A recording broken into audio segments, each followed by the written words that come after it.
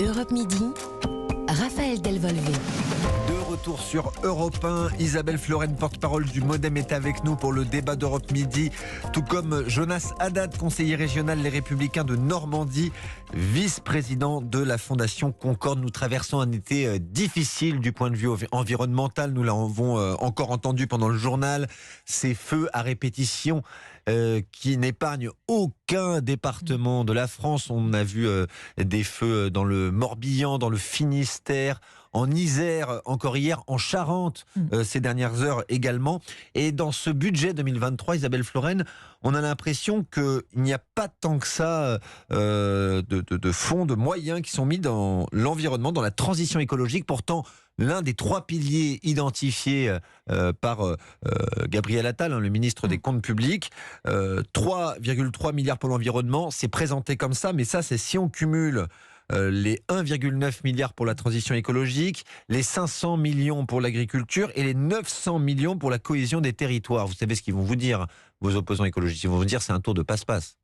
Oui, enfin ça, c'est des cumuls de chiffres qui sont quand même importants. Il faut quand même pas négligeable. Mais est-ce que 900 millions d'euros dans la cohésion des territoires, tout va aller à la transition écologique et au renforcement de la lutte contre les incendies, par exemple? C'est souhaitable et c'est même ce qu'il faudra que les députés et les sénateurs vérifient quand le budget sera examiné. Que cet argent aille bien au bon endroit. Il faut saluer quand même, vous parliez des incendies, les pompiers qui sont actuellement mis sous pression continuellement quasiment dans toutes les régions françaises et dire que effectivement leurs moyens doivent être renforcés notamment auprès des conseils départementaux et des SDIS sur le terrain qui gèrent ce personnel et qui gèrent leurs moyens. Et ils ont été, la sécurité civile également, donc l'État fait son travail sur le terrain depuis longtemps en renforçant les moyens. Maintenant, vous parliez d'écologie et de ces chiffres additionnés. Moi, ce que je vois, c'est quand même j'ai donné que vous 3,3 avez milliards de hausse budgétaire, voilà. bien sûr. Mais c'est vrai que 6e poste de dépenses aujourd'hui, l'écologie, le développement et la mobilité durable, 24,9 milliards d'euros.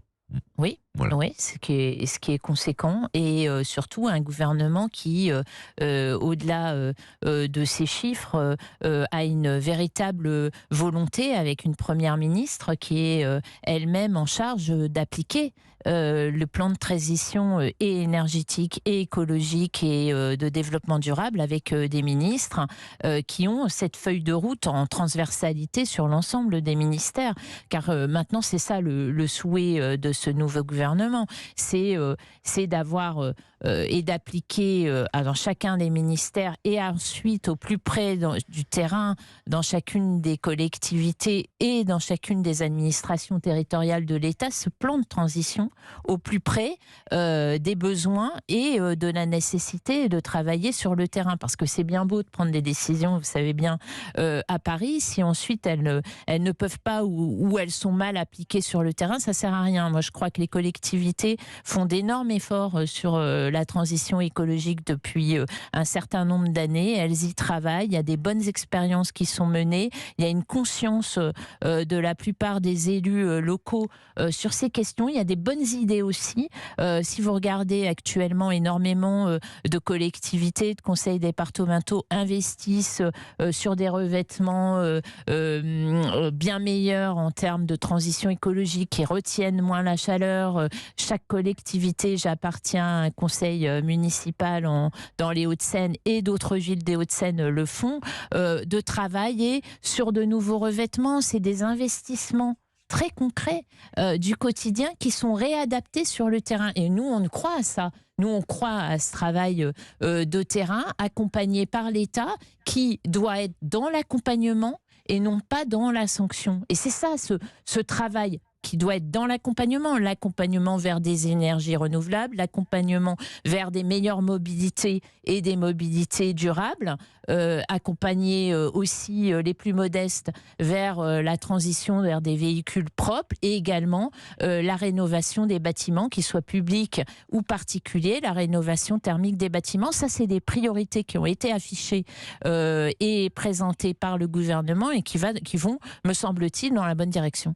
Jonas Haddad, votre formation, le Parti Les Républicains, a toujours défendu un renforcement de la politique nucléaire. C'est surtout là qu'il faut investir, selon vous, pour accélérer la transition écologique ? Bah évidemment, je pense que tout le monde aujourd'hui s'aperçoit d'une forme de tiers-mondisation de la France. Est-ce que de souvenirs, d'hommes, ou peut-être depuis la crise pétrolière, on se souvient qu'on a un risque de blackout aujourd'hui dans notre pays, qu'on nous dit qu'il faut peut-être un peu couper le wifi, qu'il faut peut-être faire attention, etc., et qu'on envisage une possibilité d'être en pénurie. Que malheureusement, par la décision d'avoir fermé Fessenheim, qui était une décision qui était prise par François Hollande et qui a été maintenue par Emmanuel Macron, eh bien on se retrouve aujourd'hui à devoir rouvrir les centrales à charbon en France. Et je vois pas en quoi c'est beaucoup plus écologique que le nucléaire, qui est une énergie qui n'est pas intermittente et qui pollue finalement assez peu. Et je pense que si on avait mis tous les milliards qu'on avait mis dans l'investissement pour des énergies qui sont intéressantes par certains aspects, mais qui en réalité sont intermittentes et qui gênent beaucoup les populations, je pense notamment aux éoliennes ou aux panneaux solaires, si on avait mis tout ça dans le nucléaire, eh bien aujourd'hui on serait ce qu'on était, avec la vision du général de Gaulle de l'époque, les champions du nucléaire avec aucun problème d'énergie. C'est d'autant plus important, autant pour l'écologie bien évidemment que pour nos entreprises. Vous savez, en France, on a un coût du travail qui est très élevé, on n'a pas forcément les meilleures ressources, mais on avait une ressource qui était peu chère pour les entreprises et qui leur permettait d'être compétitives, c'était l'énergie. Et même ça, on a saboté le mix énergétique et malheureusement, c'est une des erreurs, si vous voulez, du gouvernement Macron, notamment pendant les 5 dernières années. Mais encore une fois, là, de ce qu'on voit, eh bien, le fait d'avoir mis la pression régulièrement fait qu'aujourd'hui, eh bien, le président de la République et son gouvernement font un virage à 360 degrés, sauf sur les éoliennes où on continue de maintenir les choses. Alors, effectivement, je partage ce que disait votre intervenante précédente aussi sur le niveau. Moi, je pense que c'est au niveau local que ça doit se faire. Je pense notamment à ce qu'on a fait en Normandie avec la création d'un GIEC normand. Vous en avez parlé de ce qui se fait dans les collectivités locales. C'est beaucoup plus à ce niveau-là, parce que, si vous voulez, le niveau national, pour ces grandes politiques, il faut s'en méfier. Je vous donne un seul exemple et j'en terminerai par là, pour montrer comment les écologistes ne sont vraiment pas les mieux placés pour nous donner des leçons en matière d'écologie. Le grand incendie qui a eu à la Teste de Buch pendant des semaines et des semaines, eh bien, il est causé, et maintenant c'est avéré principalement, par la demande d'une sénatrice écologiste, assez idéologue, qui, depuis Paris, avait demandé qu'on mette en pause le plan de gestion de la forêt. Eh bien, résultat des courses, le plan de gestion de la forêt n'a pas été appliqué et donc on a eu ces incendies-là. Donc en fait, je pense qu'il faut être vraiment au plus proche du terrain, sans idéologie, regarder, cliniquement ce qui fonctionne et ce qui fonctionne pas, pour qu'on aille dans des démarches de développement durable, mais qui ne soient pas des démarches idéologiques, comme ont pu être la fermeture de la centrale de Fessenheim ou certains délires un peu de certains écologistes. Voilà. Isabelle Florennes, impatiente de parler. On est d'accord sur au moins une chose, c'est qu'il faut écouter le terrain et les bonnes initiatives. Maintenant, je ne peux pas vous laisser dire qu'il y a un virage à 360 degrés sur la politique énergétique du gouvernement, ni sur son investissement dans le nucléaire, qui est d'ores et déjà prévu. Emmanuel Macron s'est mis à parler franchement de nucléaire à la fin de son premier quinquennat. Peut-être, ceci dit, c'était une petite divergence que nous avions entre le MoDem François Bayrou, notamment sur ces questions. Effectivement, nous avons toujours eu une idée claire sur la nécessité d'investir dans le nucléaire, en tout cas au MoDem et les centristes, on avait toujours été clairs sur ces objectifs, mais les investissements sont engagés sur les nouveaux EPR.